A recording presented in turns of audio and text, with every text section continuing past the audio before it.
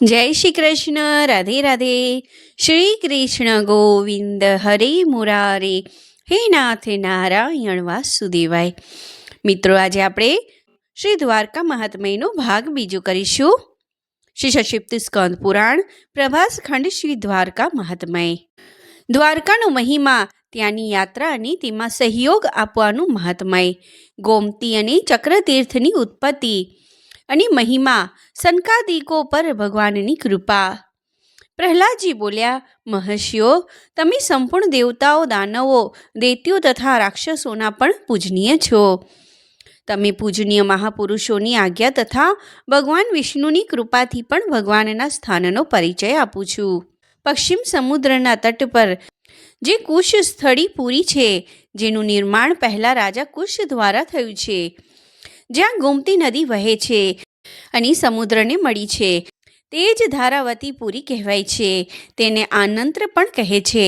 તેમાં 16 કળાઓ તથા 12 મૂર્તિઓથી યુક્ત વિશ્વાત્મા ભગવાન વિષ્ણુ નિવાસ કરે છે, જેઓ ભોગ અને મોક્ષ પ્રદાન કરનારા છે. તે જ પરમધામ છે, તે જ પરમ પદ છે, તે જ દ્વારકાપુરી ધન્ય છે, જ્યાં શંખ ચક્ર ગદા પદ્મ ધારણ કરનારા ચતુર્ભુજ શ્રી કૃષ્ણ વિદ્યમાન છે. ત્યાં જવાથી કડી કાળના મનુષ્ય મુક્તિ પ્રાપ્ત કરી લેશે. જ્યાં ગોમતી નદી વહે છે, જ્યાં ભગવાન વિષ્ણુની ત્રિવિક્રમ મૂર્તિ છે, તે દ્વારકાપુરીમાં જઈને ચક્રતીર્થમાં સ્નાન કરવાવાળા મનુષ્યનું મોક્ષ થઈ જશે. જ્યારે ભગવાન શ્રી કૃષ્ણ પ્રભાસ ક્ષેત્રમાં પરમધામ પધાર્યા, ત્યારે કલા સહિત તેઓ તે ત્રિવિક્રમ મૂર્તિમાં સ્થિત થયા. તેથી બ્રાહ્મણો આ કડી કાળમાં ભગવાન શ્રી કૃષ્ણ દ્વારકા સિવાય બીજે મળી શકતા નથી. જો તમારી શ્રી કૃષ્ણની મળવાની ઈચ્છા હોય તો શીઘ્ર ત્યાં જાઓ. ઋષિ બોલ્યા, ભગવત ભક્તોમાં શ્રેષ્ઠ તથા ઉત્તમ માર્ગ દેખાડનારા પ્રહલાદજી, તમને ધન્યવાદ છે. આજે અમે તમારા દ્વારા તે રહસ્યને જાણી લીધું છે, જેને તમારા સિવાય બીજું કોઈ જાણતું નથી. હવે એ જણાવો કે દ્વારકાપુરીમાં જવાથી શું ફળ મળે છે? ત્યાં શ્રી કૃષ્ણ દર્શનથી કયા ફળની પ્રાપ્તિ થાય છે? દ્વારકામાં કયા કયા તીર્થ અને દેવતા છે? પ્રહલાદજીએ કહ્યું, બ્રાહ્મણો, જ્યારે મનુષ્ય દ્વારકા જવાનો વિચાર મનમાં કરે છે, તે જ સમયે તેના પિતૃઓ નરકમાંથી મુક્ત થઈ જાય છે. મનુષ્ય ભગવાન શ્રી કૃષ્ણના માર્ગમાં જેટલા ડગલા આગળ ચાલે છે, તેને ડગલે ડગલે અશ્વમેધ યજ્ઞનું ફળ મળે છે. જે મનુષ્ય શ્રી કૃષ્ણપુરીની યાત્રા માટે બીજાને પ્રેરણા આપે છે, તે નિસંદેહ વિષ્ણુ ધામ જાય છે. જે દ્વારકા અથવા મથુરા જવાવાળાને પૈસા આપે છે, તે ભગવત ધામમાં આનંદ કરે છે. તે માર્ગમાં થાકેલા શરીરવાળા મનુષ્યોને જે વાહન આપે છે, તે મનુષ્ય હંસયુક્ત વિમાનમાં બેસીને સ્વર્ગમાં જાય છે. ભૂખ્યા યાત્રાળુને ભોજન આપે છે, તેના પિતૃઓને અક્ષય તૃપ્તિ મળે છે. જે દ્વારકાના યાત્રાળુને પગરખા આપે છે, તે મનુષ્ય ભગવાન શ્રી કૃષ્ણની કૃપાથી હાથી પર બેસીને ફરે છે. જે યાત્રાળુના માર્ગમાં વિઘ્નો નાખે છે, તે મૂર્ખ એક કલ્પ સુધી રૌરવ નરકમાં પડે છે. જે યાત્રાળુને કમંડળ આપે છે, તેને 1000 પર્વો ચલાવવાનું ફળ મળે છે. જે તે માર્ગ જતા યાત્રાળુને કથા, વાર્તા અને સંગીત સંભળાવે છે તથા તેને દાન આપે છે, તેનાથી વધીને ધન્ય બીજું કોઈ નથી. દ્વારકામાં દેવાધિદેવ ભગવાન શ્રી કૃષ્ણનું મંદિર કૈલાશ શિખર જેવું ઊંચું અને સફેદ વાદળો જેવું ઉજ્જવળ છે. જે તેના દર્શન કરે છે, તે મનુષ્યોમાં શ્રેષ્ઠ છે. દૂરથી લહેરાતી ધજા પતાકા સાથે ભગવાનના મંદિરનો સુવર્ણમય કળશ જોઈને જે વાહનમાંથી ઉતરી પડે છે અને ધરતી પર સાષ્ટાંગ પ્રણામ કરે છે, તેના પંચસુજાન્ય જે 5 પ્રકારની હિંસાઓ ગૃહ કાર્યમાં થાય છે, તે પાપ, અન્યાયન્ય ભયંકર પાપ માર્ગમાં પગ નીચે દબાવીને મળતા જંતુઓ વગેરેના વધથી થનારા પરાણ ભોજન, પરકીય જલપાન તથા સ્વર્ગથી થનારા પાપ, આ બધા તે ભગવત ક્ષેત્રના દર્શનથી નષ્ટ થઈ જાય છે. દ્વારિકાના યાત્રીઓએ માર્ગમાં વિષ્ણુ સહસ્ત્ર નામ, ભીષ્મ સ્તુવન રાજ અથવા ગજેન્દ્ર મોક્ષનો પાઠ કરતા રહીને ધીરે ધીરે ચાલવું જોઈએ. ભગવાનના અનેક અવતારોની લીલા કથાનું ગાન કરતાં કરતાં સદા આનંદિત રહેવું અને પવિત્ર ભાવે યાત્રા કરવી. પહેલાં પગ ધોયા વિના જ ગણેશને નમસ્કાર કરવા, એનાથી સર્વ વિઘ્નનો નાશ થાય છે.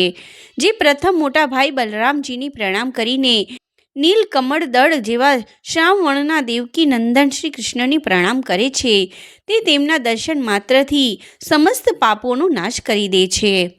એટલું જ નહીં, હજારો જન્મોના મન, વાણી અને ક્રિયા દ્વારા કરેલા તેના જેટલા પણ પાપ છે બધા નષ્ટ થઈ જાય છે. 1000 ભાર સોનાનું દાન કરવાથી જે ફળ મળે છે તેનાથી કરોડો ગણું દ્વારિકામાં શ્રી કૃષ્ણના મુખના દર્શન કરવાથી મળે છે. કમળ જેવા નેત્રોવાળા દેવેશ્વર ભગવાન શ્રી કૃષ્ણ તથા દ્વારિકાની રક્ષા કરનારા મહર્ષિ દુર્વાસાજીને ગરુડ સહિત પ્રણામ કરીને દ્વારકાપુરીના ઉત્તમ દ્વાર પર જવું. ત્યાર પછી ભગવાન શ્રી કૃષ્ણ જ જેનો આશ્રય છે તે ગોમતી નદી પર જવું. તેના દર્શન કરીને જ મનુષ્ય સર્વ પાતકોથી મુક્ત થઈ જાય છે. ગોમતીનું જળ પાપરાશિ અને અમંગલનો વિનાશ કરનારું તથા મનુષ્યની સંપૂર્ણ કામનાઓને સિદ્ધ કરનારું છે. તેને પ્રણામ કરવા જોઈએ. તે મહાપાપોનો ક્ષય કરનાર, જેમની ક્યાંય પણ ગતિ નથી, તેમને સદગતિ આપનાર તથા પરમ શીતલ છે. મનુષ્યના બધા પુણ્ય જ્યારે સહાયક થાય છે ત્યારે તેને ગોમતીનું જળ પ્રાપ્ત થાય છે. ઋષિઓએ પૂછ્યું, દૈત્યરાજ, આ ગોમતી કોણ છે અને તેને કોણ લાવ્યું? પ્રહલાદજીએ કહ્યું, પ્રાચીન કાળમાં જ્યારે સમુદ્રના જળમાં સમસ્ત સ્થાવર જગતનો નાશ થઈ ગયો હતો, તે સમયે ભગવાન વિષ્ણુના નાભિ કમળથી બ્રહ્માજી ઉત્પન્ન થયા. ભગવાને આજ્ઞા આપી, બ્રહ્મન, વિવિધ પ્રકારની સૃષ્ટિ કરો. બહુ સારું કહીને બ્રહ્માજીએ સૃષ્ટિમાં મન લગાવ્યું. તેમણે પોતાના મનથી સનક, સનંદન વગેરે કુમારોને ઉત્પન્ન કર્યા અને કહ્યું, પુત્રો, પ્રજા ઉત્પન્ન કરો. બ્રહ્માનું આ વચન સાંભળીને સનકાદી હાથ જોડીને બોલ્યા, ભગવાન, પ્રજાપતિ, અમે ભગવત સ્વરૂપના દર્શન કરવા ચાહીએ છીએ, તેથી અમે બંધનમાં નહીં પડીએ, આ દુર્ગમ સૃષ્ટિના ચક્કરમાં ફસાઈશું નહીં. એવું કહીને સનકાદી કુમારો ત્યાંથી ચાલ્યા ગયા. પશ્ચિમ દિશામાં સમુદ્ર તટ પર આવીને તેઓ ભગવાનના તેજોમય સ્વરૂપના દર્શન કરવાની ઈચ્છાથી તેમનામાં મન પરોવીને ઉત્તમ તપસ્યામાં લીન થઈ ગયા. ઘણા વર્ષો પછી ધરણીધર ભગવાન શ્રી વિષ્ણુ પ્રસન્ન થઈને સમુદ્રના જળમાંથી પ્રગટ થયા. તેમનું તે તેજોમય સ્વરૂપ સૂર્ય જેવું દૂરદર્શન ન જોઈ શકાય તેવું હતું. કરોડો સૂર્ય જેવું તેજસ્વી તથા સહસ્ત્ર ધારવાળા સુદર્શન ચક્રમય સ્વરૂપના દર્શન કરીને બ્રહ્માજીના પુત્ર સનકાદી બહુ વિસ્મિત થઈ ગયા. તેમને આશ્રયમાં પડેલા જોઈને આકાશવાણી થઈ, બ્રહ્મપુત્રો, ભગવાન વિષ્ણુ શીઘ્ર પ્રગટ થશે. ભગવાનની પૂજા માટે શીઘ્ર અર્ઘ્ય પ્રદાન કરો. આ તે જ ભગવાન જગન્નાથનું આયુધ છે, એના માટે પણ શીઘ્ર અર્ઘ્ય આપો. આકાશવાણીનું આ કથન સાંભળીને તે બધા મહર્ષિઓએ સુદર્શનની સ્તુતિ કરી. તેઓ બોલ્યા, હે જ્યોતિર્મય સુદર્શન, તમને નમસ્કાર છે. હે હરિવલ્લભ, તમને નમસ્કાર છે. હે સહસ્ત્ર આરાઓવાળા સુદર્શન ચક્ર, તમે અવિનાશી છો, તમને નમસ્કાર છે.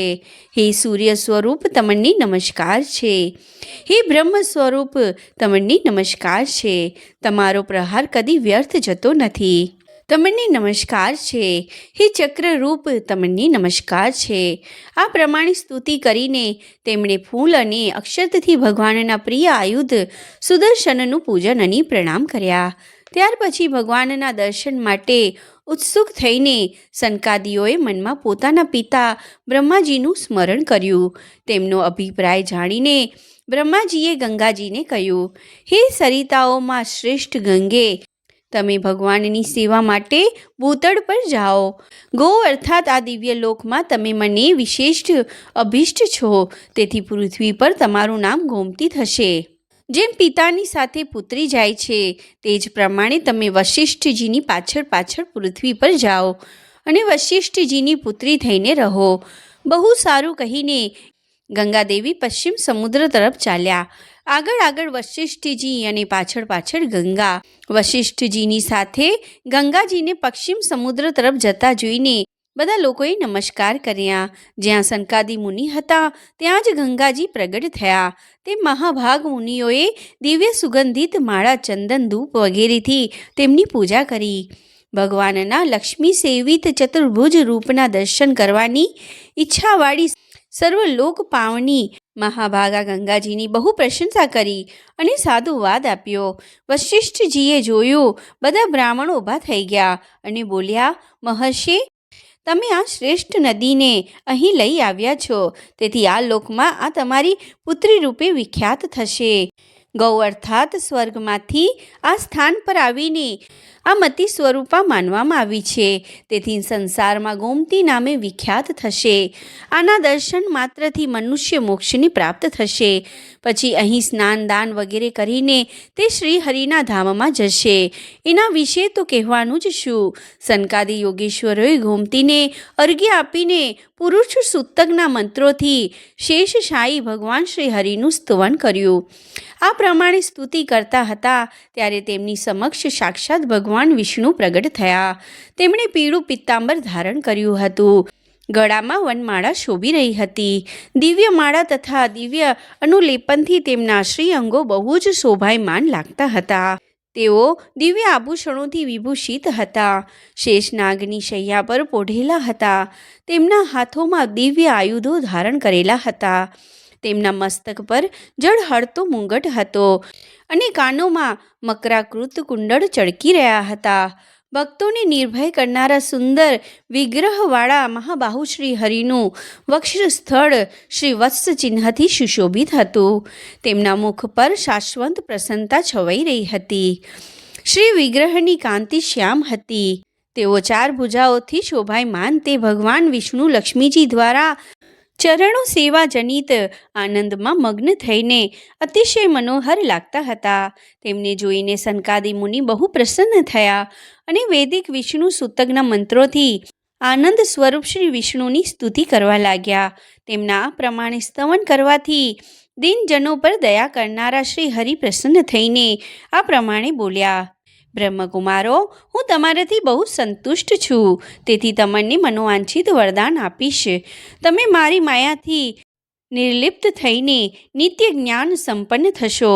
બ્રાહ્મણો, તમે મોક્ષની અભિલાષાથી મુજ જળાશય વિષ્ણુને પ્રસન્ન કર્યા છે, તે માટે મારું આ શ્રેષ્ઠ તીર્થ સદા મોક્ષદાયક થશે. તમારા પર અનુગ્રહ કરવા માટે અહીં પ્રથમ સુદર્શન ચક્ર પ્રગટ થયું છે, તેથી તે ચક્રના નામ પર આ ચક્ર તીર્થ કહેવાશે. અહીં મહાસાગરમાં મારો પણ નિત્ય નિવાસ રહેશે. જે મનુષ્ય કોઈ અન્ય પ્રસંગે પણ અહીં ચક્રતીર્થમાં સ્નાન કરે છે તેમને મુક્તિ મળી જાય છે. વિપ્રવરો, તમે લોકો પણ અહીં નિવાસ કરો. ભગવાનનું આ વચન સાંભળીને સનકાદી મહાત્માઓને બહુ આનંદ થયો. તેમણે ભગવાનને અર્ઘ્ય આપીને ગોમતીના જળમાં તેમના ચરણ પખાડ્યા અને ચરણોને મસ્તક પર ધારણ કર્યા. આ પ્રમાણે શ્રી હરિના ચરણોનું પ્રક્ષાલન કરીને મહાભય હારિણી ગોમતી સાગરને મળી ગઈ. ત્યાર પછી સનકાદી મહાત્માઓને અભિષ્ટ વરદાન આપીને શ્રી હરિ ત્યાં જ અંતર્ધ્યાન થઈ ગયા અને બ્રહ્મપુત્ર સનકાદી એકાગ્રચિત્તે તે જ તીર્થમાં રહેવા લાગ્યા. આ પ્રમાણે ત્યાં ગોમતીનો પ્રાદુર્ભાવ થયો અને તે સમુદ્રમાં જઈને મળી ગઈ. પહેલાં જેમનું નામ ગંગા સાંભળવામાં આવ્યું હતું તે જ દ્વારિકામાં સાગરગામીની ગોમતી કહેવાયા. જય શ્રી કૃષ્ણ. રાધે રાધે. જય શ્રી કૃષ્ણ. જય શ્રી કૃષ્ણ. જય શ્રી કૃષ્ણ. મિત્રો, આ દ્વારકા મહાત્મયનો બીજો ભાગ અહીંયા આપણે પૂર્ણ કર્યો. આગલો ભાગ આગલી વિડીયોમાં કરીશું. ત્યાં સુધી જય શ્રી કૃષ્ણ. જો તમે ચેનલ પર નવા હોય તો આ ચેનલને સબસ્ક્રાઈબ કરી દેજો, જેથી તમને દ્વારકા મહાત્મયના આગલા વિડીયો આવી રીતે મળતા રહે. જય શ્રી કૃષ્ણ. રાધે રાધે.